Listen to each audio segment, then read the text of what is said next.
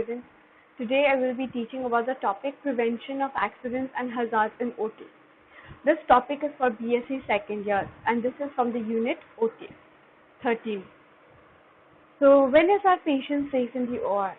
Okay, so it has never been a day that we are not safe, right? All individuals are not safe in this world. Some can happen because of of this pandemic COVID-19 or any earthquake, okay, or any landslide or any flood.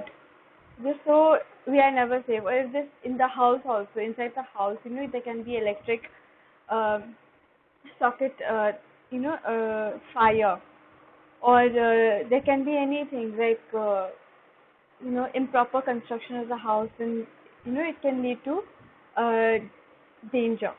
Okay, so nobody is safe. Okay, so especially in the OT or operating room. Okay, so a patient is not safe, never, but we can prevent those hazards, or we can prevent those accidents. So never errors can and do occur. To err is human. So all humans make mistakes and errors also occur. So let us see what are the errors in operating room or OT.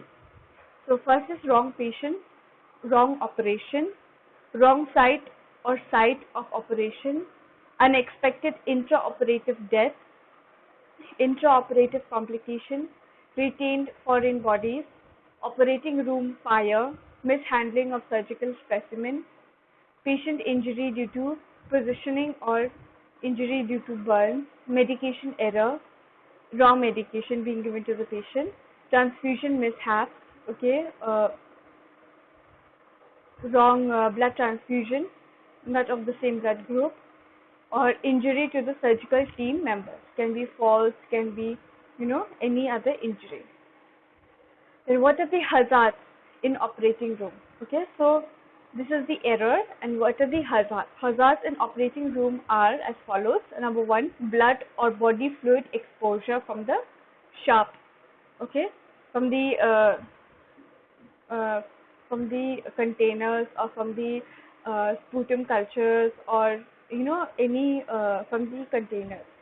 Exposure to release particulates, okay. Exposure to waste anesthetic gases. Possible exposure to chemical cleaning agents. Next, slip or fall or trip hazard. Okay, if any OT member falls on the ground or slip or trip, then that is considered as a hazard or accident.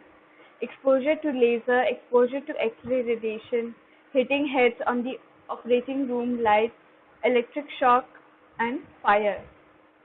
So these are some of the hazards in operating room.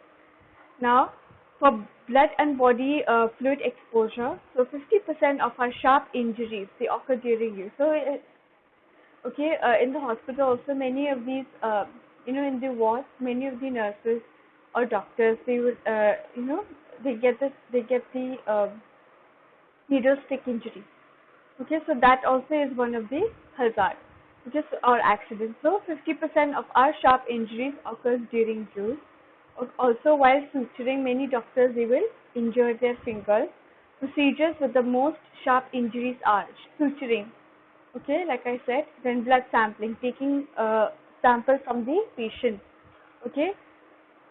Uh, After taking the sample, mistakenly you pricked yourself, so that is needle stick injury. Intradermal injections, cutting or scalpel injuries, or inserting IV lines, catheter, cannula, IV cannula use. So these are some of the procedures, okay, where we get most of our sharp injuries or needle stick injuries. Next, 50% of our sharp injuries occurs after use. So like I said, that if after giving injection to the patient, after taking blood sample, after suturing, or any after any procedures related to sharp edges, so 50% we can get injured. Procedure with the most sharp injuries, okay, like withdrawing needle from the patient during cleanup and disassembly. Okay, while cleaning the surrounding of the patient, mistakenly uh, he did not know that there is a needle inside the gown. Okay, so mistakenly you touched it and then you get pricked. Then during disposal also many times the nurses they get needle stick injuries. Okay, during disposal there can be chances like overfilled sharp containers, protruding needles. Next, needles left in the dustbin, laundry, OT table or on the floor. So these are some of the uh, situations where the nurse or the any health members will get needle stick injury and being exposed to blood. What can we do to prevent these exposures? So, what are the preventions? First, you have to utilize a safe zone during each surgical procedure. Account for all sharp issues. You have to make sure that you have to be very careful while using sharp instruments or sharp objects. Dispose of the sharp in sharp containers immediately after use. So after taking medication or after monitoring blood glucose of the patient, the needles we have to quickly discard them into the sharp container. When emptying the suction canister, always pour carefully and wear eye protection or face protection. So while suctioning also, okay, while using suctioning catheter and while suctioning the patient because of mucus production, there can be chances that while removing the suction catheter, catheter, then there can be chances that the body fluids, okay, the mucus can be spread to your face or to your eyes. So you have to be careful. Then use PPE. Okay, so this is the standard prevention that every nurse or every doctor has to follow, or even the housekeeping staff. So PPE should be worn. Next, particulate releases. Okay, so some procedures in the OT, they generate particulates into the air. That is like from cauterizing blood vessels or by using laser. Okay, so some of the particulates they can be exposed to the air. These particulates they are very harmful to the human beings and cause infection. Preventive actions. What are the prevention? We have to use suction close to the point of generation, wear tight-fitting safety goggles, and wear N95 respirator mask. Next, waste anesthetic gas. So even these injections given by anesthetic doctors, okay, like anesthesia. So some of these gases they are being released into the air in the OT, okay, before the operation, where we have to give anesthesia to the patient. So releases of anesthetic gases into the OT can result in loss of small motor skills. So you have to be very careful. Okay, so it can lead to loss of small motor skills, slowing of reflexes, mental confusion, and tiredness. This happens when the anesthetic gases are being exposed to the air inside the OT. Action by the anesthesiologist can minimize these exposures. So what are the preventions? Number one, check all the connections before the use for leaks. Okay, so before performing or before giving anesthesia, we have to make sure that the connections, okay, there is no leak in the connection. Next, pack the endotracheal tube to prevent leaks. So while providing endotracheal tube intubation also to the patient, you have to make sure that there is no leakage of mucus secretions or the gases. Then have equipment serviced and checked periodically. So these equipments, okay, the equipments used for anesthesia, they should be checked properly and regularly, and they should be serviced. Next, very important, this happens almost very common in the OT. So when we slip or we trip forward or we fall. Okay, so the walking surface of the OT locations can be very slippery, causing an injury. Okay, so we have to make sure that there is a caution like this. Okay, like whenever there's a place or a specific area where it is wet, then we have to make sure that these caution indicators are present, or else the person might walk into the area and will fall or will slip. Take the appropriate precautions. So what are the preventions? Number one, wear slip-resistant footwear. So we have to make sure that the slippers or the OT slippers or the OT footwear, they are slip resistant. Next, report if there's any water or fluids that you can see on the ground on the floor. And make sure you call the housekeeping staff to clean and wipe the floor. Have personnel place a caution wet floor sign on the floor until clean. So you have to make sure that these caution signs are present until the floor is clean and dry. Next, X-ray and laser. Okay, so in some procedures, surgical procedures like orthopedic procedures, okay, in case of fractures, when we have to do open reduction internal fixation procedures to the patient, okay, in bone surgeries, then most of them they use X-ray. Okay, so as a nurse, we have to we have to make sure that we wear lead jackets. Okay, there are after wearing the OT gown, okay, the kurta and pajama, then we have to wear these lead jackets. Okay, they are heavy, but you should wear them. Why these lead jackets or lead aprons? They help to breathe. It helps the it does not allow the X-rays to radiate into our body. Okay, so we must prepare the OT for the use of X-rays and lasers. We should wear, the precautions are place lead aprons or lead thyroid shield at the entry of OT to be used by everyone inside the OT. Next, place the eye protection equipment at the entry of OT if laser is to be used. So, eye protection equipment should be worn. Okay, lead jackets should be worn. Verify that personnel entering the OT have adequate protection. So, before entering the OT, it can be doctors, it can be technicians, it can be nurses.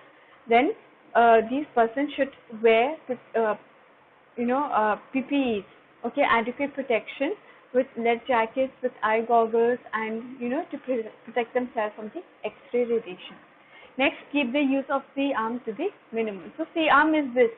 You can see here, this is like a shape of, this is a X-ray machine. Okay, we call it as a C-arm. So we have to minimize the use, we have to decrease the use of C-arm, okay, where the X-rays are being radiated from these points. Next, head injury. Sometimes, these, you can see in every OT there are these head lights. Okay, these are called OT lights. Okay, so they are adjustable. Okay, we can from here we can pull them forward or we can pull them backward. It depends upon the position of the site of surgery. So we can this is movable or adjustable. So sometimes what happens is sometimes the doctor is pulling it forward. Okay, so sometimes we forget that it is a little bit down. So when you straighten yourself, you get hit in the OT lights. So that can lead to head injury. So OT lights are adjustable. Sometimes they may be in the position that cause head injury. Protection or preventions are use these simple rules. Keep the light up, out of the way until needed. Once done, okay, once the procedure is over, then move the light up and out of the way. Okay, so you have to make sure and you have to remember that after the procedure, you have to push it up and place it away from the person.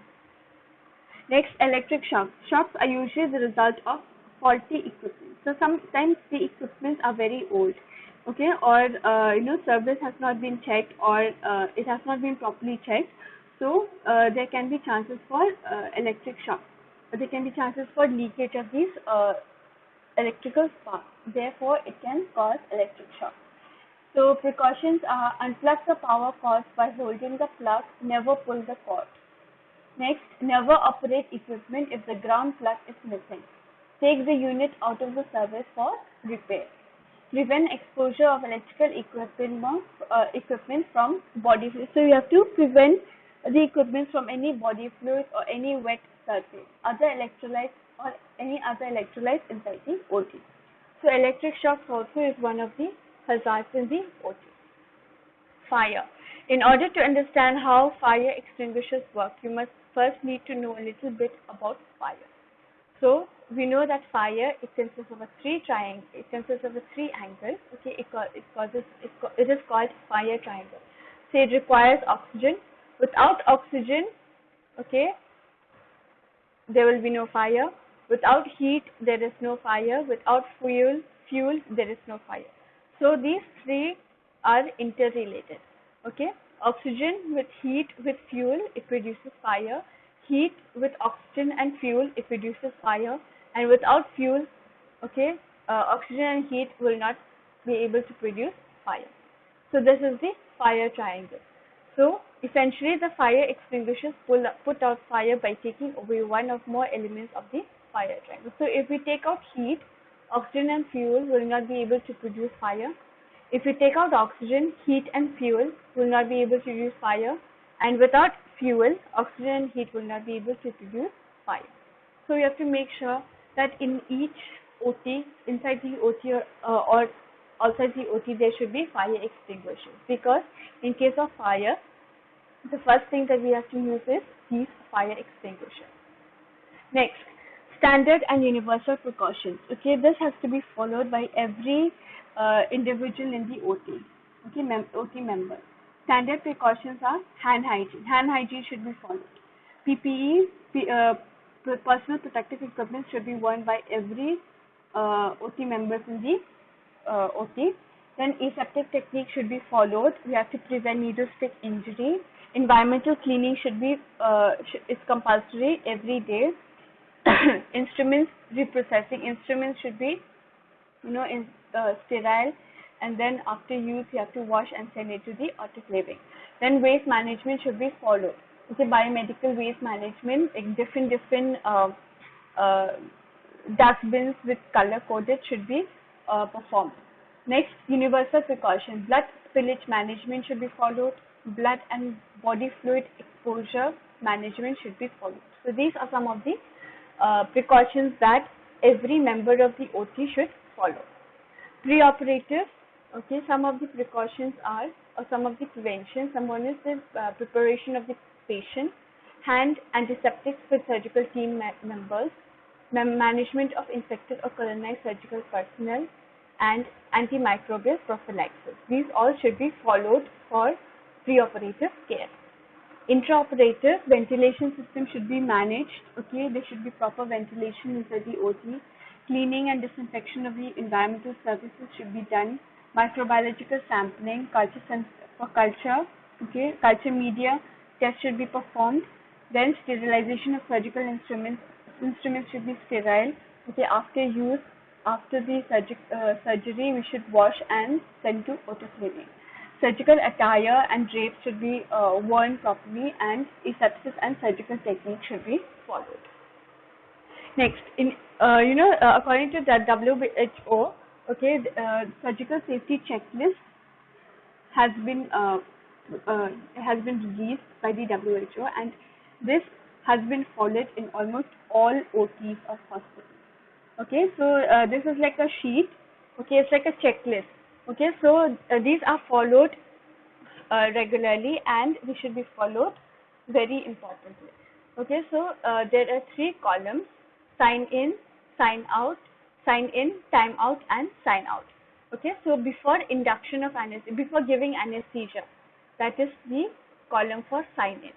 Then time out. Time out is not like in games we have time out, right? Means that it's like a break. Okay, so time out is like a break in between the surgery. During the surgical operation, there is a time out. Okay, so this is before the skin lesion, and sign out is before the patient leaves for the operating room. Okay, so let us see what is in sign in. Okay, sign in.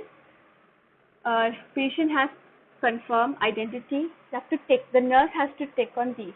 Okay, so patient has confirmed identity. Yes. Site. Yes. Procedure. Yes. Consent has been taken. Yes.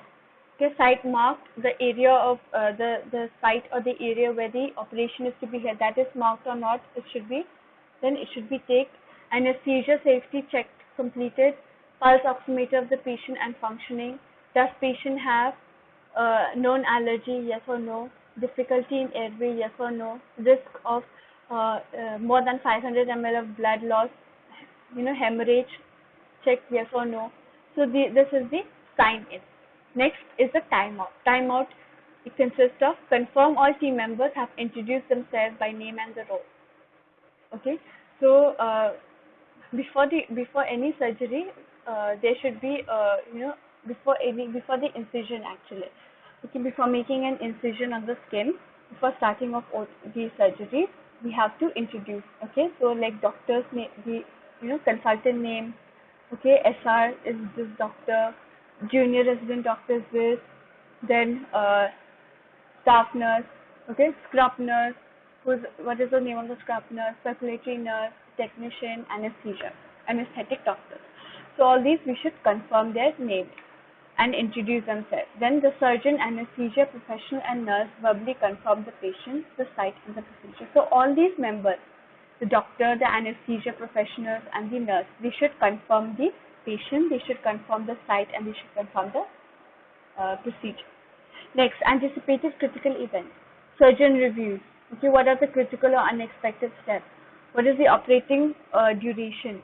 Anticipated, what is the, how much is he predicting for death loss? Okay, so if any of these is there, then you have to tick. Anesthesia team reviews. Are there any patient-specific concerns? Yes or no? Next, nursing team members reviews. Has sterility maintained? Okay. Then and their equipment issues. Are there any equipment issues or concerns? So if there is, then you have to tick. Then has injection antibiotic has been given to the patient or not? Yes or no? Is essential imaging displayed, meaning that the X-ray or the MRI, the report has been displayed in the X-ray indicator? Yes or no? Okay, so this is in the timeout. Now sign out before the patient leaves for operation. Okay, so sign out. Please verbally confirm with the team. What is the name of the procedure recorded? Okay, the instruments, the sponge, the needle counts are correct or not? Okay, then you have to take how are the specimens labeled, click whether there are any equipment problems to be addressed, click any malfunction of any equipment, yes or no. Surgeon, anesthesia professionals, and nurse review the key concerns for recovery and management of this patient, yes or no. So this is a surgical safety checklist. This should be followed before any procedures in the OT. So that was about the topic for today, that is the prevention of accidents and hazards in OT. So I hope this is clear. Thank you, class.